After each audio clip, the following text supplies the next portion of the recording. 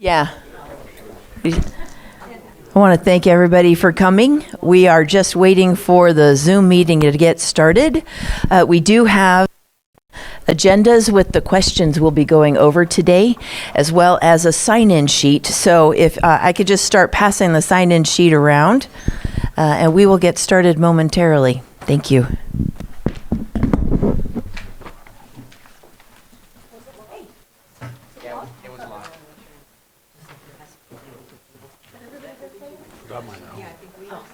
No problem. Two pages? No, just the We've one got a page. lot. No, there's one on. There's some key issues on the back.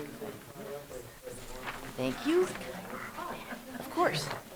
Believe it or not, I didn't have one in my purse. No problem. Yeah, that happened. Hey, thanks for coming. Wow, look at that. I know, right?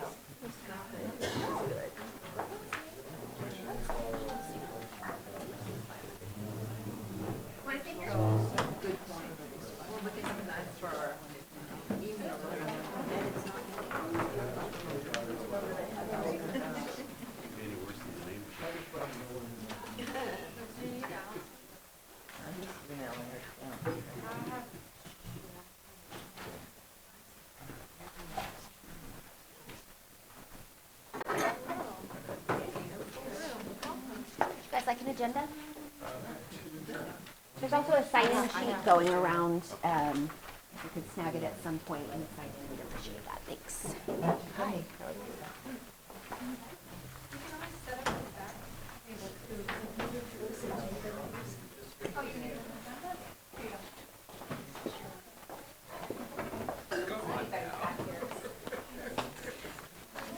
See those people that just come in and get an agenda.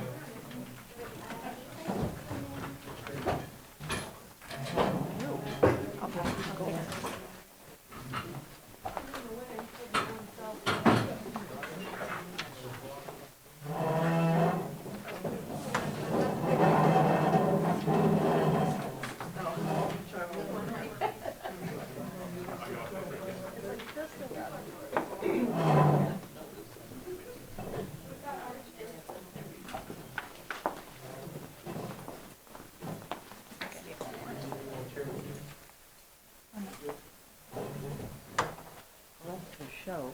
We have the PowerPoint up.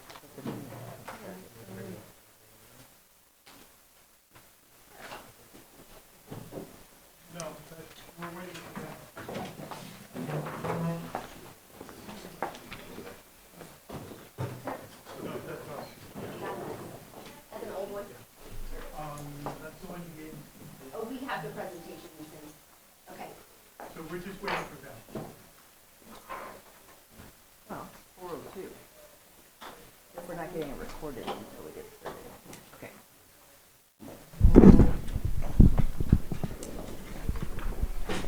While we're waiting, we're just looking for that Zoom meeting to start. We have an outside contractor that's actually hosting tonight's Zoom meeting. Hey, Eric. And we want to make sure that we do get that started because this meeting is going to be recorded.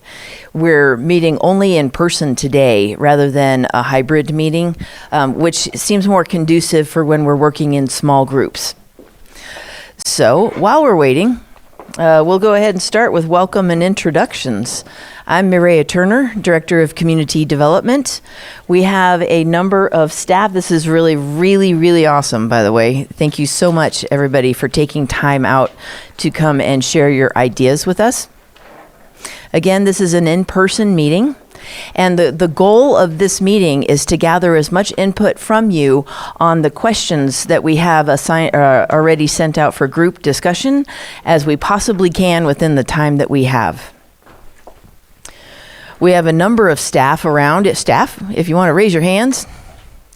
This is all county staff and our AmeriCorps support team as well. And they will, when we get to the group discussion part, they will disperse throughout all the tables and help to facilitate and work as scribes for the group so that your conversation can be as free-flowing as possible. We do have a slide overview of the Lake County 2050 project. which I'm just going to go ahead and tell you what it is so you don't have to squint to see those slides. We've only done this about 15 times, so I know what's on there. The Lake County 2050 project is the county's update of both the general plan that contains county-wide elements, as well as all 8 of our local area plans. The county is divided into sort of like 8 pieces of pie for our local area plans. Both the county general plan and the local area plans are the community's vision for either county-wide or our communities for the next 10 to 20 years. As a lot of you probably already know, our local area plans were rather outdated. And so when the deadline started coming up by state law, to update our countywide general plan, we found that we couldn't do so without actually updating our community plans as well. And so the Board of Supervisors allotted over $1 million out of our ARPA funds from the county to enable this project to happen. Community visioning long-range projects are very time-intensive and staff-intensive, and so we wouldn't be able to do it without the support of the Board of Supervisors. One of the county-wide elements, which is the reason why you're here tonight, is the agricultural element. This is the county's, this is the community's vision for what we want to see preserved or changed as it pertains to agriculture in the county of Lake. The general plan and the local area plans are very, very important when the planning division is considering land use projects. So our typical day, someone will come to us with a business idea for something they want to do someplace in Lake County, and we take that project description and start looking to see if it's in compliance with our general plan and our local area plans. Because the whole point of processing a project and sending it ultimately to the deciding bodies, which are the Planning Commission or the Board of Supervisors, is to make sure that any project that requires discretionary approval is done so in a manner that is an asset to our community and not in conflict with what the community wants to see at that particular location. For agriculture tonight, we have a number of ways that we would like to hear how you think the county can participate or be supportive in the field of agriculture. And so we have a number of questions that have to do with climate, how climate is affecting our farming and our ranching, as well as a few questions that have to do with housing. How is housing for our migratory workers or our farm workers? How's that working out? We're asking you because you're the experts. There are a few other areas that are in the slides that I just wanted to highlight. And one of the elements that is mandated now by law, it's a new one, is called our environmental justice element. This is to make sure that our communities that have historically been disenfranchised or damaged have an equal opportunity to voice what is necessary. Migratory farm workers are one of those groups. And so a lot of this information, when we're asking about the staff that supports our ag here, that's relevant to that particular topic in our general plan. I want to make sure that I honor your time. Does anyone have any questions about the Lake County 2050 project? Because I think we're going to skip the overview. But I want to make sure that you know why you're here. Yeah. Wes. Has any of the, you guys have been doing this for quite a while, so you've been to a year so far, correct? We started at the end of last year, yes. And have you penciled but in to recommend to the supervisor I'll put it on the other machine. changes from ag and ag zone areas, like either take them away or add them? I think what you're asking is, do we have... The chambers are able to hear us. Yep. You're all around mute. So have we Okay. They can't hear us anyway. So can you mute her, somebody? you are ready for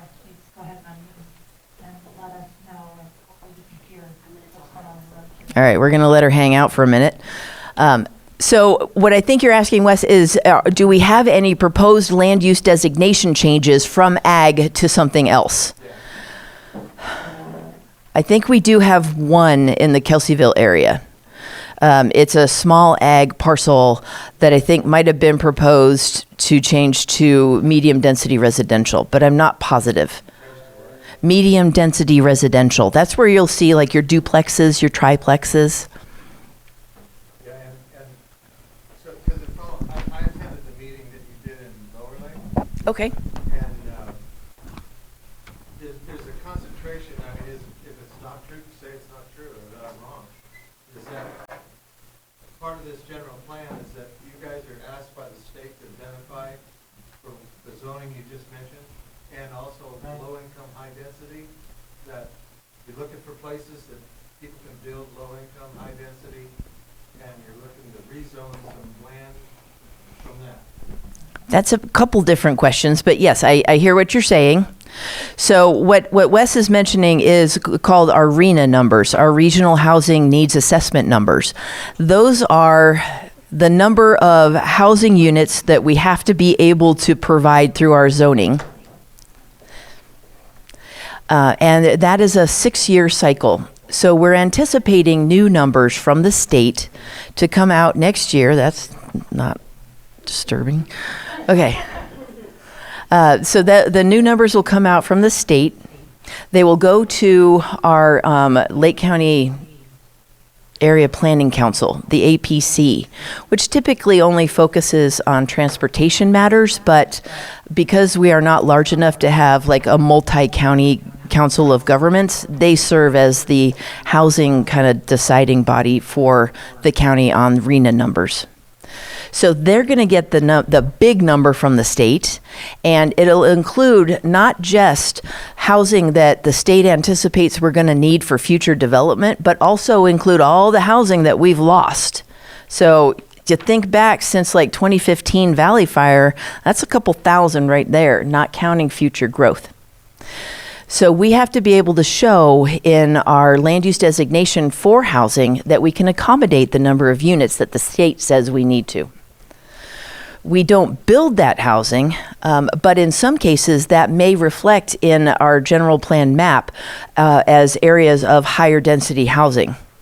One thing we are doing, or one thing that has been consistently recommended throughout the county in all of our surveys, is a support for mixed use, which is allowing the co-location of residential and commercial uses primarily in our local commercial and our community commercial districts. So that's kind of like our Main Street areas. So this would allow, not like you see in Vallejo where you've got this whole mall on the bottom and like 6 zillion apartments on top. In Lake County, since we want to preserve our small town nature, our small town character, and our rural nature, it would look more like a dwelling unit on top of a pizza place, or maybe a house or two behind a supermarket, or something like that, so that it's adding housing options, but not negatively impacting what we have already determined to find valuable. And when I say we, I mean everybody who's been participating in this community visioning process so far. So far across the lake, we all really value the natural beauty, the small town character, the rural nature, our small businesses, safe routes to school. We really like to see more trails. We'd like to see connectivity off the main road so people can bike to the store from our neighborhoods, things like that. So those are the things that the county really wants to preserve. And so as we look for ways to increase housing options or the housing count, meet that number, we're going to be looking for ways that are compliant with or consistent with those already expressed key values. Did I miss any part of your question? Yeah, thank you too. And could I just ask you one more? Yeah, absolutely. I mean, I think the majority of the folks in here are farmers.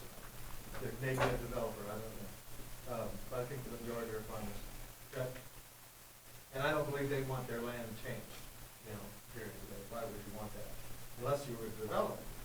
And a developer may have bought some farmland and been sitting on it for a while and needs rezoning, so that what he bought years ago for 300,000, he can now sell for maybe 3 million in a low density or low income, high density type of a construction. And my question is that there's a law in California, or a rule, or whatever it's a legislative thing, that, and are you guys aware of it, that every time when you rezone away ag to the low density, that in order to get if someone wanted to revert stuff into ag, that they'd have to, if they wanted to revert it back, that you'd have to come up with 3 times that amount of acreage somewhere else to be able to do that? So Wes, you have brought up the exact topic that we discuss every time we update the agricultural element. When I first started with the county in 2006 in the admin office, we were working on the ag element at that time. And we always have these robust discussions between people who want to take land out of ag and people who want to preserve ag. Now, when you think about the agricultural soils that get zoned A for ag, it's it's prime ag soils with low slopes, good access to, I don't know, lots of stuff. But there are only so many acres of that type of prime ag soil in Lake County. And so historically, the board has been extremely reluctant to rezone anything out of agriculture, because when you either chop an ag parcel down into something tiny that's going to be used for residential, or you rezone it out of agriculture, it does not usually go back. And so we lose that finite amount. The total amount of prime ag soils that we have will continue to go down if that ends up being a policy. And so historically, the board has refused to do that. They want to protect the finite amount of prime ag soils that we do have in Lake County. But you guys will be making recommendations to the board going forward. Indeed. Will it be on that line? Well, we're still at the very beginning of our ag stakeholders meeting. I want to hear everything from everybody. But it will have to. No. I'm just saying that we're pre-input yet. But I would be surprised if there's a compelling enough reason to convince the board to become more active in rezoning away from ag. Absolutely, Shannon. Okay, we're gonna just do like one more, because this is the question and answer part, and then I'll go over the group discussion. Go ahead, Shannon. Hi, Shannon Sanders from Middletown, and just a question regarding the AA zoning, that prime ag land. Do you know what percentage of that is actually being utilized currently? So, or is it a large percentage or small percentage? I just wanted to know what kind of reserve there was. That's a really good question. I don't have that answer offhand. Okay. Anecdotally, I don't even want to guess, actually.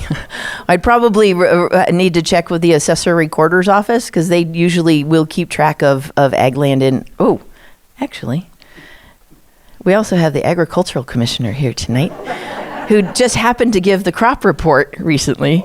So I would be deferring to Catherine as well, but she doesn't want to be put on the spot at the moment. So Thank you very much. But a great question.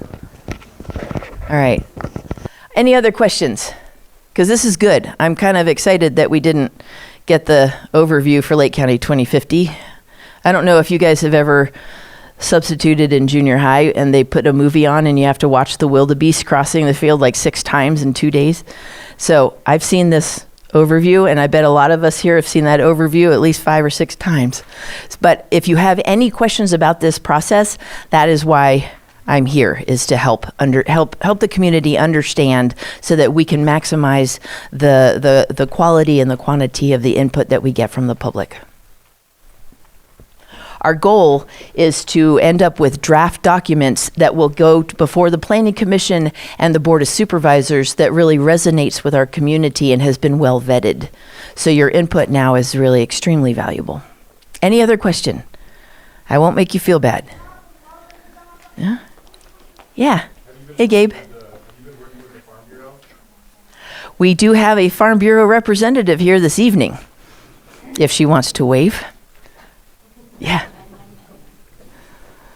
So So yes, we do work actually pretty closely with the Farm Bureau in a number of areas that touch on agriculture. And we're very thankful that Rebecca Harper seems to be able to clone herself to attend a whole bunch of different meetings. Anything else? Let's go over what we're doing this evening. Again, we're going to break into small groups. Feel free to stay at the table where you are, or if you want to move, that's fine too. We're going to go over the questions, and the majority of our time spent today will be going over these 7 different questions. We will then come back towards the end around 5:40, so we'll have about 20 minutes that we're going to report out as a group. So in your group around your table, please pick a spokesperson who will then stand up here and just sort of go over how your group answered these questions. Are there any questions? It's fun and nobody heckles you. Well, Cornelia's here, but not usually. Usually most people don't heckle you. We are going to break into 6 groups, so you need to move your chair to one of the brown tables. The AmeriCorps members could vacate their spots there because they're going to be up roaming around, so there'll be spots at this brown table in the back, and then just move up to a brown table, and someone will come to help facilitate.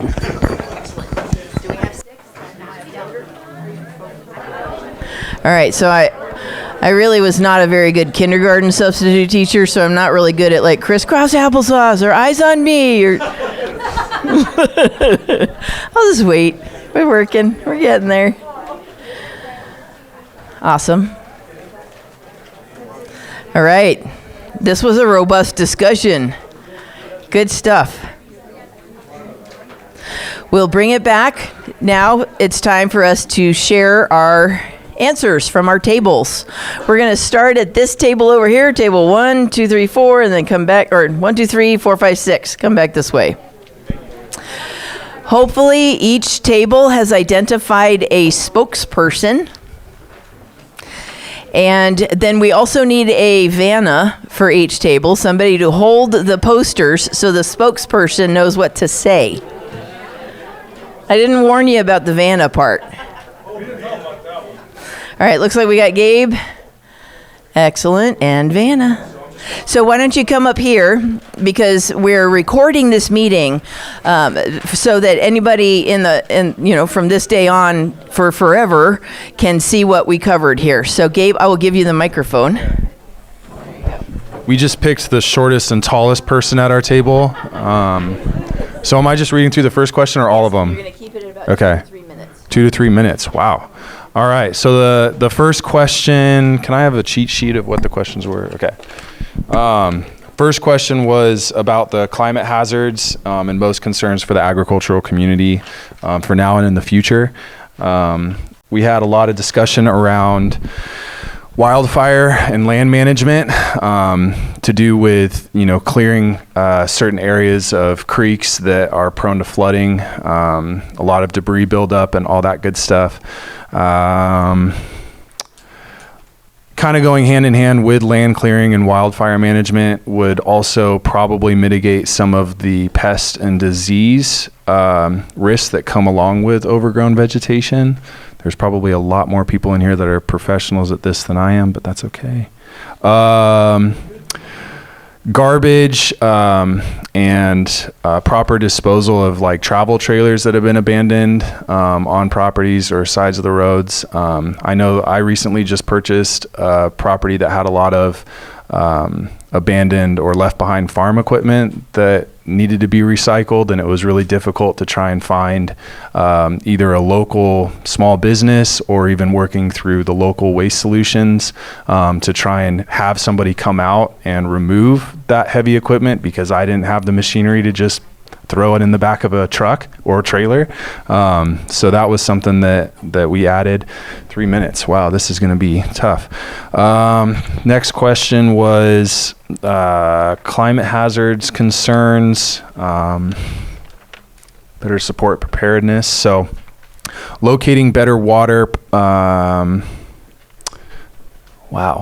handwriting. That's okay. Partner with forestry.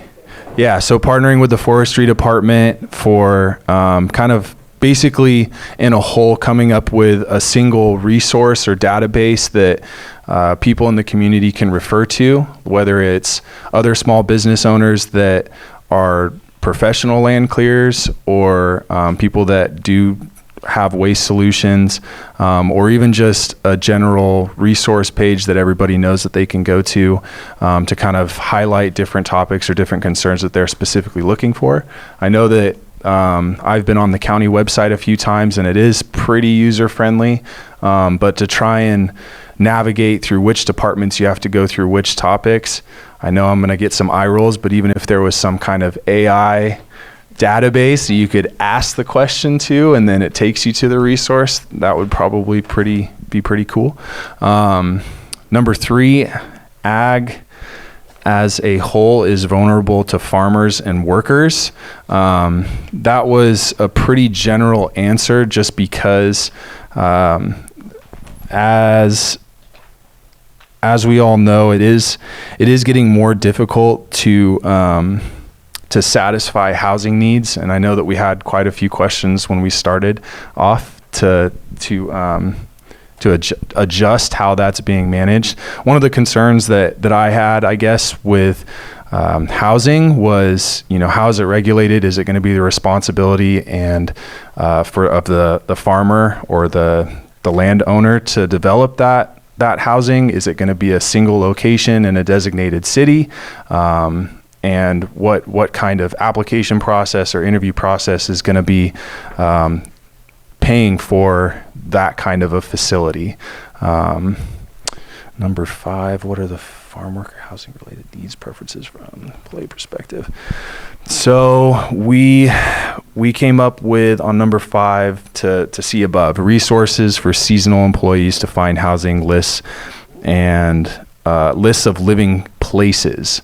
So basically, if that does become a network, right, or kind of like a temporary Airbnb situation or a seasonal housing facility, if there was some kind of network or resource that we could refer to be able to have the seasonal workers have access to. Okay, number 6. Let me just peel that off. Would you like to see the general plan support the agricultural economy? So one of the last minute add-ons was, for example, having broadband go out to Scotts Valley area for supporting the agricultural economy, making it easier to access permit. Wow. What's that? Oh, for okay. So making it easier to get permits for selling produce. So if you wanted to encourage tourism into your local farm area or into your produce or whatever avenue you're in, being able to try and figure out how to make it logistically work out by encouraging people to get excited about tourism. I mean, I mentioned a couple of businesses that I've known of doing it in the past. That ranch is kind of a small example of that. I know Six Sigma has kind of done their thing with having the glamping experience with their wine tours. I know Sealy with their fruit stand way back when I was in high school, they would take you out and show you where it all came from and how they picked it and that whole process. But I think that logistically it's going to be pretty hard to promote a commercial environment just from an insurance standpoint, but it would be cool to maybe involve local FFA or 4-H organizations to maybe help promote something like that. Number 7, what could the county do to support the agricultural industry? So adequate water supplies. One of the concerns that our table had was navigating the different seasons of hitch migration, for example, when you can use the water out of your well versus when you can't, or being told not to do it at all. It would kind of have maybe a little bit more coexistence between the two, if there was especially well monitoring to be able to figure out, okay, if the hitch are spawning, maybe you decrease your water usage. If it's not in spawning season, then you could increase it for potentially to prevent frost or anything like that for pears or grapes. So table, did I miss anything? Sorry. Item 6, cannabis tourism? Yes, going along, with agricultural tourism, cannabis was thrown in there too in regards to, similar to wine tasting, bringing people out for like a cannabis, not tasting, but I guess it would, cannabis experience. So anything else? I think I probably hit like 4 or 5 minutes, so I'm sorry, but next table, thank you. Excellent. Let's move on to number 2. Table 2. Who's your spokesperson? Who's your Vanna?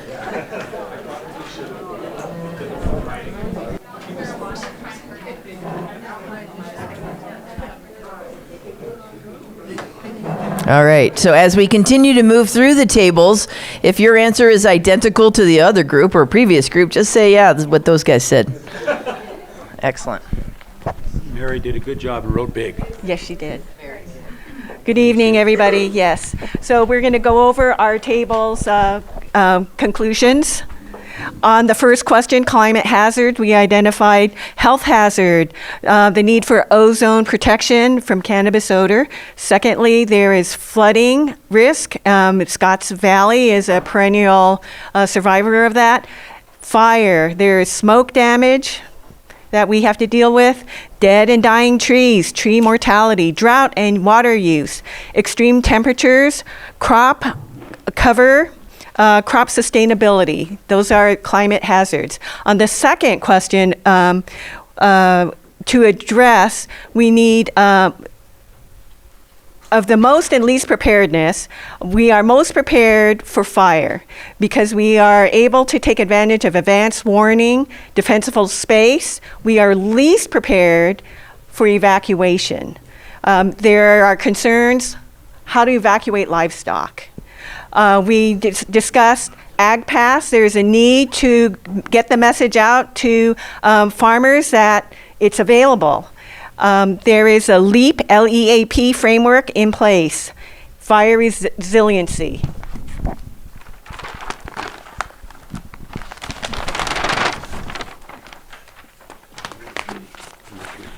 On the third question, where we are most or more vulnerable, first point, high water use crops and livestock. Secondly, farm worker exposure to smoke and their loss of wages and high temperatures. When they don't work, they don't get paid.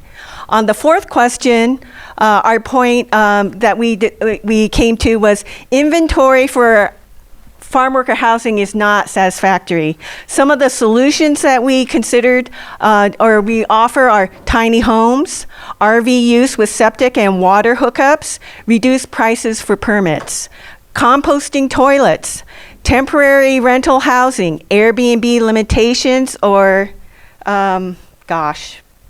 FLC options with county subsidy. On the fifth question, employer needs for farm worker housing, adequate housing for more workers on site with ease of use. And on the flip side of that, employee needs for farm worker housing, safe, clean, close to work. The sixth question, general plan supporting ag economy. We have 4 points. First, diversified agriculture. Second, mixed use ag with events, workshops. Third, food insecurity, local food production. We want to increase the latter, decrease the former. Did I get that right? Mm-hmm. Okay. Ag tourism, neighbor impacts on infrastructure. On the seventh question, permit streamlining for farm labor housing. There is a possible solution, goes by the acronym SALC, Sustainable Ag Land Conservation Grant, and that is something that we suggest looking into. And then ongoing workshops, looking into or trying to develop our ag future has to happen more than once every 20 years. So we encourage that this is an ongoing effort. And I believe we're done. Thank you. Next table. Table 3. Don't jump. Don't jump everybody at once. Spokesperson in Vanna, table 3.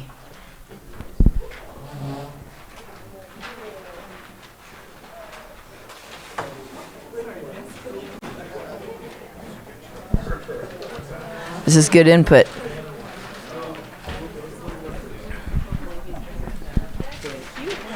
Thank you. Okay. On number 1, we've got, it is some of the same stuff. I'll just run through it real fast. Heat and fires. There's limited water access, groundwater, drought, and smoke are issues. Number 2, water access, the limit in the aquifer development, and design designated areas. There's a no hazardous waste on, maybe not a lot of people know it, but on Highway 20 between the Y, what used to be the Y now is a roundabout, at 53, and then where it comes back into 29, comes back into 20. Maintain that, work with Caltrans, work with the county, bigger signs, keep the trucks out of there, because if a hazardous truck happens to get in a wreck and spill into that lake, if it's a big tanker with 80,000 gallons of God knows what, it would be disastrous not only to the people living here that are taking the water from the lake, but to everybody in this room. Invasive species, try to work on that. I don't know what that plant was. I think it's Cameligento zones eradicate. There was a plant that they... Huh? Yeah. Sorry, I don't know what it is. But it sounded like it was devastating, and it attracts an insect that likes to eat it, which will be then another whole problem all of its own. Number 3, all food crops, adjusting pruning practices, like for shade and stuff like that, and reduces work hours and wages if you can get that all figured out. Number 4 was about housing, and it was labor camps are closing, qualified farm labor demographics, like how far away do they have to travel. Talked about, like if you're ever out on Pope Valley Road during morning or afternoon, that a lot of folks are coming down there, the farms out there, they're all coming out of Napa, and you don't want to be going the opposite way when that race is going on that commute. And there's probably Mount St. Helena, it's for the same thing going on. So people got to do a long commute. Overcrowding, folks are buying houses and 6-7 families living in one house, trying to make ends meet because there is no housing. And a lot of that's going on. Focused residential development in communities with lake water access, not in like in Kelseyville where it's all on wells, Lower Lake it's on wells, Middletown it's on wells, but at least get it to where they can get water from the lake and not deplete our wells and our aquifers that everybody is so dependent upon. Proximity to services, grocery stores for the housing, and make sure it's in that, medical care, et cetera. Inform farm workers of updated housing practices and laws. I think a lot of them don't really quite understand a lot of stuff. Bilingual explanations too, for sure. Number 6, protect the ag land, rural land. Continue to support and promote the right to farm ordinance, which is an ordinance here in Lake County. Right to farm, first I've heard of it. I like it. I like the name of it. Educate the public on the benefits of locally farmed goods, what that really means. A lot of people think locally and locally can actually mean, someone was telling me it was over 500 miles away is considered local, that lettuce from Arizona could be local lettuce. buffer zones adjacent to proposed, number 7 is put up buffer zones adjacent to proposed new development, so that our farms got some kind of a buffer of what they're doing over there. If they've got if there's developments, there's always landscaping that's required and stuff like that. And are they spraying bad chemicals on that stuff? Need the buffer zone to keep it out of the farm. And also to keep noise for the tractor, so they're not complaining, the tractor's running at night, the lights are on at night, and sometimes you have to harvest at night. Expanding Lamson Field, I'm not familiar what that is. Huh? Oh, okay, it's an airport. Expanding the airport, avoid converting agricultural land at all costs. Don't rezone it. Rezone existing residential to higher density if need be at all.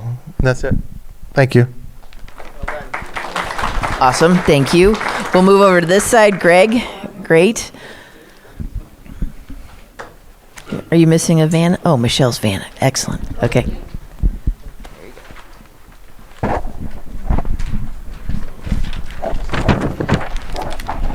Okay, so for number 1, the climate hazards of most concern. Drought was first and foremost for our table, including groundwater regulation regarding frost season usage and irrigation seasons. The politicization and polarization and disconnect between the understanding of water usage for agriculture and the non-ag communities.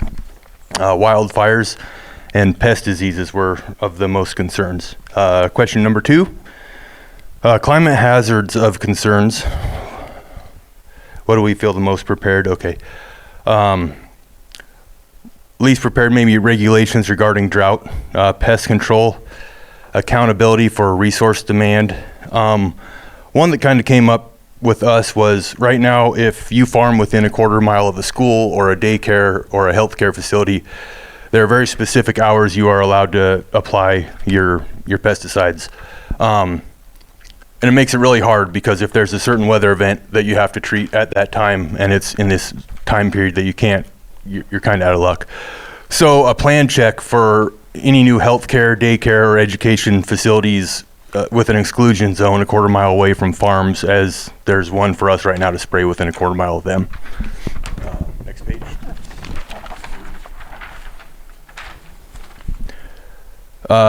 Three. Okay, most at risk to climate change.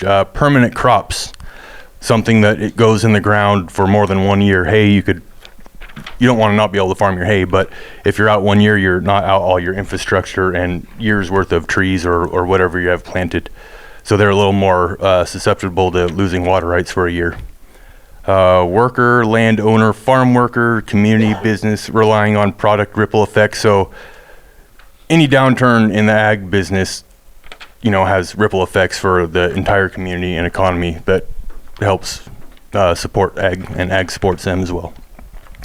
4 and 5 we kind of lumped together, and one of these was kind of eye-opening a little bit. Unintended wage caps, or the unintended consequences of wage caps on these high-density, low-income farm housing units going in, to where if you want to pay one of your farm workers a livable wage and he works for you full-time, they make too much to live there. So they work for you part of the year, and then they quit and go work a cash job so they don't get kicked out of their ag housing. That's a federal issue, I'm assuming. I think it's Section 8, but so we're thinking maybe the county can lobby them. Okay, 4 and 5, reduce permit prices for permitting new migratory labor housing. County to lobby Congress to increase off-farm labor housing wage cap. Expedite the permitting process. Protect agriculture. Okay, number 6. How would you like to see the general plan support the agricultural economy, including agritourism? Number 6, agriculture protected from cannabis. There's arguments on both sides of that. I don't think that kind of came out right. Yeah, I don't think, but at the end of the day, if as a farmer that you've been spraying pears or grapes for 50 years, and you get a little drift a quarter mile away on a cannabis crop and you ruin their whole crop, who's liable for that? There should be some sort of, with risks like that, it should be looked at. And then for number 7, not converting ag land to residential or heavy residential. And then the county could also help by public education, what we do as farmers and why, so people understand why there's water going in the fall on new growth on grapevines or things of that nature.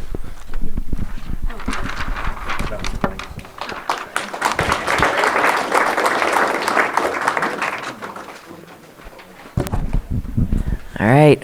Second to last table.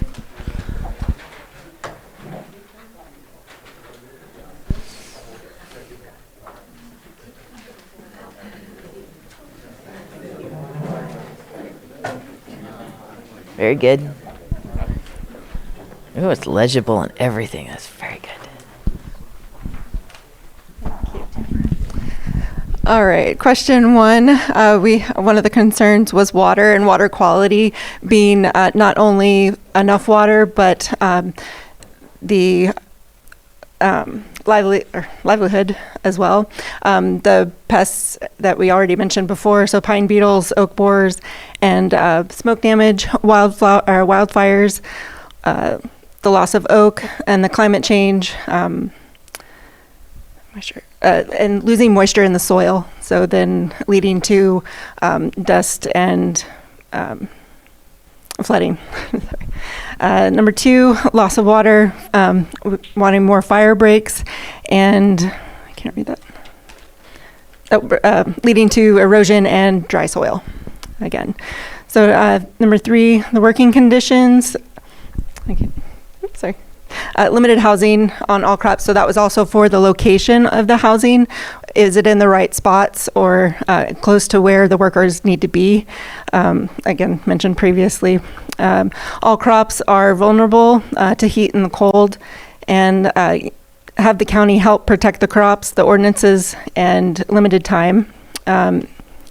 Irrigation, just the techniques, changing techniques to meet the demand of irrigation. Limited on square footage and for greenhouses and permit limitations.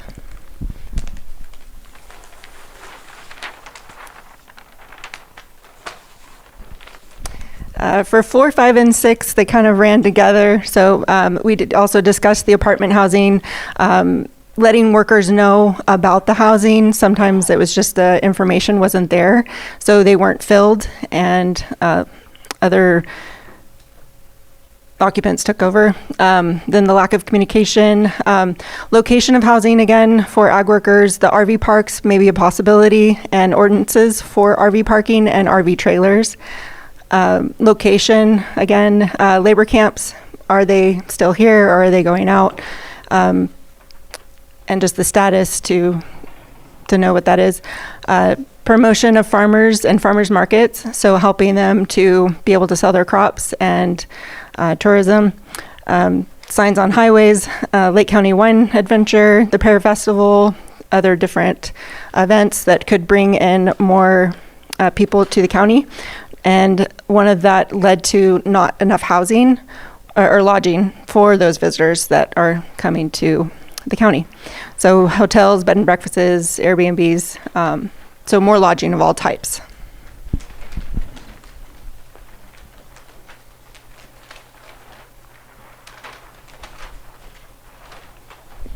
And the last one, so talk to farmers, get to know each other, know what they're farming, help each other. So for the state and federal funding, help them to preserve our lands. So asking for help from the county to help the farmers be able to get grants to help with erosion, help with other things that the farmers need to be able to better protect their farm, better protect their land, and help the community.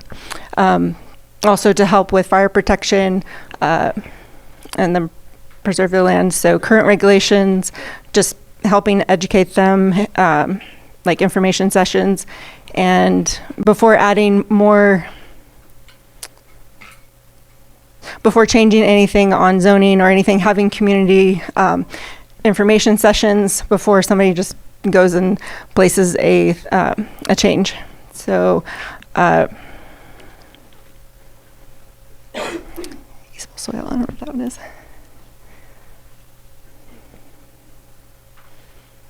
I don't know what that one was. Easable soil? Do you remember what that was? The soil? I don't know. Oh, we have a diversification of crops, so educating the community on how many crops we have in the community and being able to, with that education, then more people know about what we have in the community, then we can all help each other even more. That's it. Good job. All right. Right on to you. Do you need it, Vanna? No. Oh, you do. No, Vanna. Okay. I get the pleasure of being the last one, so most of the important things have already been said, and we can just wrap this up here.